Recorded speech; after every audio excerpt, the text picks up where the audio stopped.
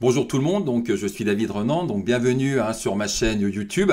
J'espère que vous allez bien. D'ailleurs, j'en profite pour vous souhaiter de bonnes fêtes de fin d'année à vous et à vos proches. Donc l'année 2023, elle est sur le point de s'achever. Le CAC 40, il est en hausse de 17% depuis le début de l'année.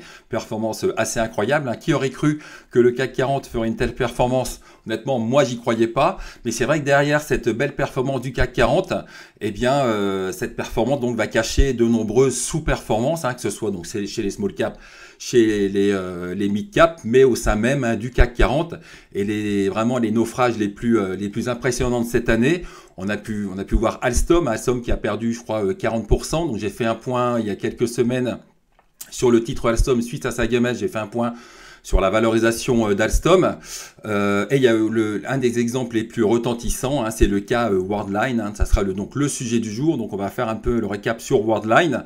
Le titre Worldline donc, qui a inscrit la plus forte baisse d'une valeur du CAC 40 depuis la création du CAC 40, avec une baisse en journalier de 59%. Alors dans un contexte de marché difficile avec des niveaux de taux d'intérêt élevés, c'est vrai que la moindre déception a été fortement sanctionnée dans leur après pour essayer d'éviter ce genre de déconvenus.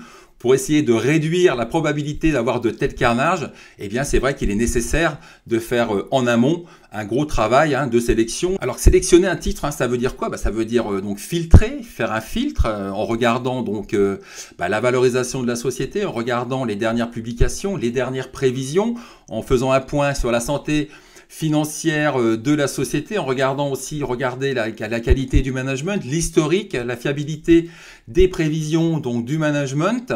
Et donc avant donc de plonger dans le sujet du jour, donc le cas Worldline, assurez-vous de vous abonner à ma chaîne YouTube.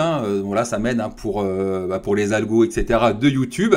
Et puis aussi, vous pouvez aussi cliquer sur la cloche de notification pour ne manquer aucune de mes futures vidéos. Alors je dois reconnaître que ça fait quand même pas mal de temps, ça fait des années que je suis à l'écart du titre Worldline. Alors, Worldline, j'ai vu des analyses, etc. Qui nous expliquaient que oui, que le titre c'est normal que le titre s'est écroulé, mais c'est tout à fait normal. Mais pourtant il y avait beaucoup d'analystes qui étaient à l'achat. Et même là, au cours actuel, moi je trouve que ça reste encore cher. Donc je vais pas m'amuser à jouer cette publication de Worldline qui déçoit régulièrement. C'est vrai qu'après le Covid, le titre s'était bien enflammé. Il avait touché un plus haut à 85 €. Donc à cette époque-là, je comprenais pas la valorisation du titre. Donc je pensais que quelque chose m'avait échappé. En tous les cas, moi je trouvais le titre trop cher. Donc on va faire un petit récap sur la valorisation à l'époque. Quand le titre il y a eu des prises de bénéfices sur le titre fin 2021, lorsque le titre commençait à avoir un cours qui avoisinait les 40-45 €. Je regardais les analystes sur BFM Business qui nous disaient que le titre était peu valorisé, qu'il y avait du potentiel, il visait 60-70 €. Quand le titre était à 30 €, c'était un peu la même tendance. Les analystes étaient tous à l'achat, 40-50 €. Puis à chaque fois, je refaisais le point sur le titre. Je vous disais, il y a un truc qui m'échappe parce que quand je regarde la valorisation, quand je regardais les chiffres, moi je trouvais le titre largement à son prix. Et c'est vrai qu'on a un titre largement à son prix et qu'il déçoit, qu'il revoit à la baisse ses perspectives. Qu'est-ce qui se passe? On a un carnage. On a un carnage. Et là, c'est vraiment ce qui s'est passé. Là, c'est vrai qu'en plus, au mois de septembre-octobre, le marché était vraiment difficile et c'est vrai que là, on a vu un carnage assez exceptionnel. Le titre a perdu 59%. Alors pourquoi, par exemple, je n'étais pas à l'achat du titre sur le titre Worldline au cours de 30 €? Alors j'étais encore moins à 40 ou à 50 €. Pourquoi je n'étais pas à l'achat à 30 €? Alors lorsque je regardais les derniers comptes de résultats de Worldline, donc on voit qu'en 2019, la société a réalisé un chiffre d'affaires de près de 2,4 milliards, après 2,750 milliards. 2021, 3,7 milliards, 4,3 milliards. Donc là, plutôt bon point, on a un chiffre d'affaires en croissance. Mais après, ce qui me dérangeait un peu, c'est au niveau de la rentabilité, puisqu'on voyait quand même que le résultat opérationnel, lui, n'avait pas forcément la même tendance, n'affichait pas la même tendance sur le chiffre d'affaires, puisque là, autant on avait une rentabilité plutôt pas mal, et on voit que on voyait que malgré la croissance du chiffre d'affaires, on voit que la rentabilité était en baisse. Là, on voyait qu'après 2021, le résultat opérationnel était en hausse, mais on avait eu une dépréciation exceptionnelle qui avait plombé les cours. Alors, c'était seulement comptable, c'était une perte comptable de près de 751 millions. 2022, un chiffre d'affaires en croissance avec une rentabilité qui se reprend, pardon. Mais c'est vrai qu'à chaque fois, on avait beaucoup de perspectives qui étaient revues à la baisse et on sentait, enfin moi, en tout cas, ce que j'avais vu, c'est qu'il y avait une certaine fragilité par rapport à cette rentabilité. Et puis surtout à l'époque, donc là, on est sur un cours de 15 euros. Et même en regardant, si en reprenant donc un cours de 30 euros, finalement 30 euros c'était le cours de la société en septembre, hein, je reprends même pas la valorisation lorsque le cours était à 50 euros, on va déjà reprendre la valorisation à 30 euros. Donc 30 euros, ça veut dire que la société était valorisée 2 fois plus, donc elle avait une capitalisation à l'époque en septembre de 8 milliards 5, d'accord, 8 milliards 5, et quand je faisais mes petits calculs de PER, hein, tout simple, alors le PER c'est pas parfait, mais on arrivait, donc on était sur une capi de 8 milliards 5 divisé par un RN autour des 350 millions, 320 millions, on était déjà sur un PER de 28, moi ce qui me semblait déjà assez bien valorisé, surtout au vu, on va dire d'un business qui était où on avait une société qui décevait assez régulièrement, qui revoyait assez régulièrement ses prévisions à la baisse. Alors après, je me dis, il y a peut-être quelque chose d'intéressant, parce que voilà, aussi le but c'était de regarder pourquoi les analystes étaient à l'achat et savoir si moi j'étais d'accord avec eux. Et je me disais, il y a peut-être quelque chose qui m'a échappé au niveau de la santé financière. Et donc, quand on regarde la santé financière de la société, eh bien, on avait une trésorerie donc de 1,6 milliard, hein, ce qui est plutôt pas mal. Mais après, ce qui me dérangeait beaucoup, c'était l'importance de la dette. On avait une dette qui dépassait les 4,1 milliards, comparé à une trésorerie de 1,6 milliard. Et là, je me disais qu'au niveau santé financière, il y avait beaucoup mieux à faire, puisqu'on avait une société qui était endettée. Donc on avait finalement une société qui était déjà bien valorisée, avec une santé financière, on va dire délicate, pas alarmante. Tout ça, moi, ça suffit. Des révisions régulières à la baisse de leurs prévisions. Donc ces trois éléments, ils ont fait que moi j'étais à l'écart de cette société. Et puis en plus, on avait eu pendant l'été, on avait eu Adyen qui avait déçu. Et on avait quand même pas mal de mauvaises nouvelles sur le secteur des systèmes de paiement. Donc je suis à l'écart du titre, et puis après donc la société, parce qu'après ce qui s'est passé, donc j'étais à l'écart du titre, donc le titre perd 59%, et donc après je me dis une baisse de 59%, il y a peut-être quelque chose à faire sur la société.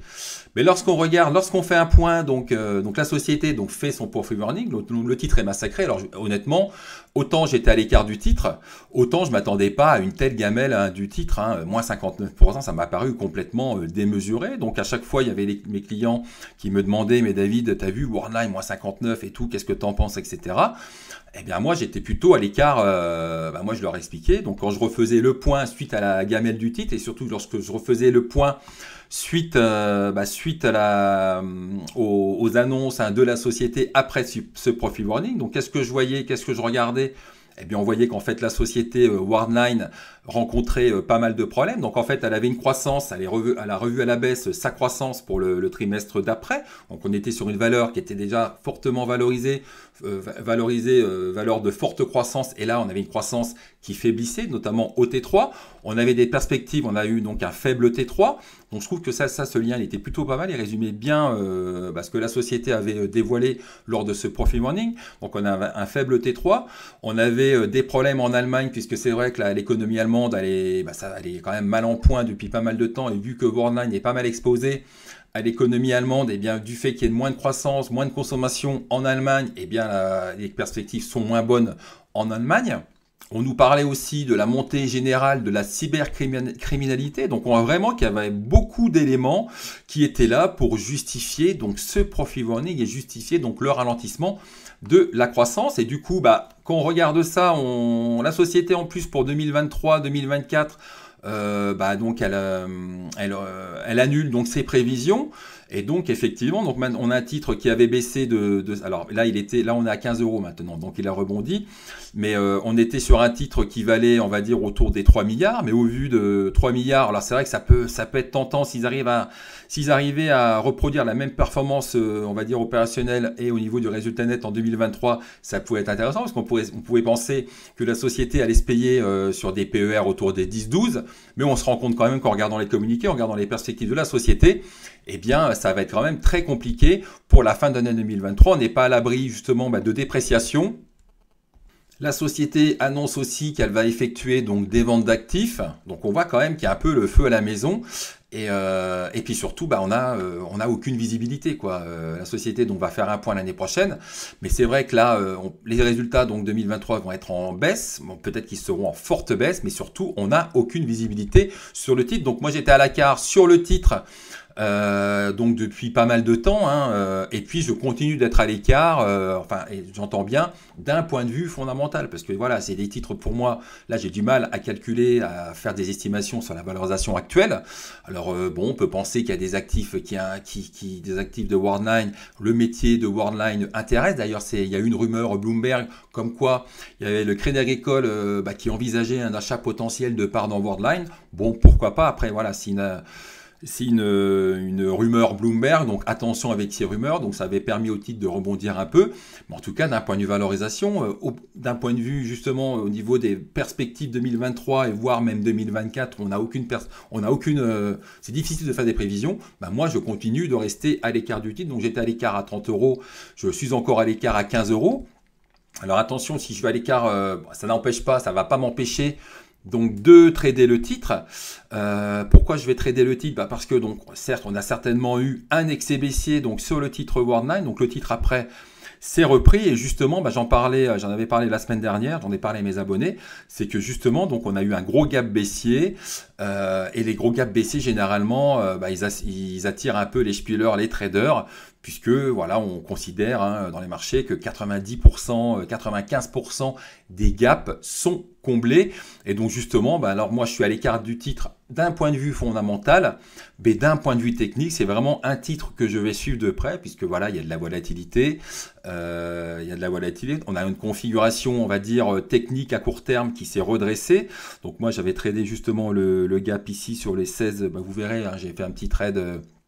Il y a quelques jours sur le titre Worldline pour viser, alors c'était un petit trade parce que j'étais pas devant mes écrans pour viser quelques pourcents, parce que justement quand on rentre dans le gap, et bien après les cours en fait sont attirés un peu à la hausse, mais on voit qu'en fait cette hausse, on voit que cette aspiration provoquée justement provoquée par les cours qui rentrent dans ce gap, elle n'a pas fonctionné très longtemps, puisque le lendemain, le titre a fait un nouveau plus haut, puis là il est retombé, donc on est sous la MM7, mais il reste à court terme, on va dire, on a une configuration technique qui est intéressante à court terme. Après, moi ce que je pourrais faire dessus, c'est trader, acheter un nouveau plus haut, c'est-à-dire acheter un nouveau plus haut au-dessus des 16,71 par exemple, pour après viser une nouvelle, on va dire, aspiration des cours par le haut, provoquée donc par un espoir, par des traders que ce gap baissier soit comblé. Alors d'un point de vue fondamental, vous l'aurez compris, je suis à l'écart de la société, parce que pour moi, il m'est impossible de faire des estimations de résultats pour l'année 2023 là, qui est en train de s'achever, et aussi pour 2024. Alors peut-être que je reverrai mon jugement lorsque la société fera un update sur ses perspectives 2024-2025, mais en tous les cas, vu qu'on n'a pas de visibilité, moi je suis à l'écart du titre, d'un point de vue fondamental, mais d'un point de vue technique, je trouve que le titre il est intéressant, donc je vais le suivre de près. Eh bien, vous l'aurez compris, Worldline ne va pas figurer dans ma top list. Donc ma top list 2024 qui vient juste de sortir. Alors il y aura une petite mise à jour d'ici la fin d'année. Là on est le 24 décembre, donc il y aura une mise à jour d'ici le 30-12 où il y aura des petites modifs à faire dans cette top list. Mais cette top list, donc on peut y trouver des small cap, mais aussi des large cap. À partir du moment où vous avez un titre qui apparaît intéressant, qui apparaît peu valorisé, qui est susceptible de faire l'objet d'une OPA, eh bien, il devrait figurer dans cette top list. Et puis surtout, bah voilà, si vous n'avez pas le temps ou les connaissances de faire des différents calculs de ratios, comme des PER, calculer le PER prévisionnel pour l'année prochaine, regardez les valeurs d'entreprise sur résultats opérationnels, regardez les PEG, etc. Moi, je le fais pour vous. J'essaie de filtrer les titres de qualité, les titres les plus intéressants. Et je fais ça à peu près, je fais des mises à jour tous les 4 ou 5 mois. Et cette top list donc est accessible, vous pouvez la trouver dans ma boutique. Et puis donc j'espère que cette vidéo vous aura intéressé. Si c'est le cas, n'hésitez pas à la liker, à vous abonner à la chaîne. Et puis je vous dis à bientôt. Et puis encore une fois, passez de bonnes fêtes.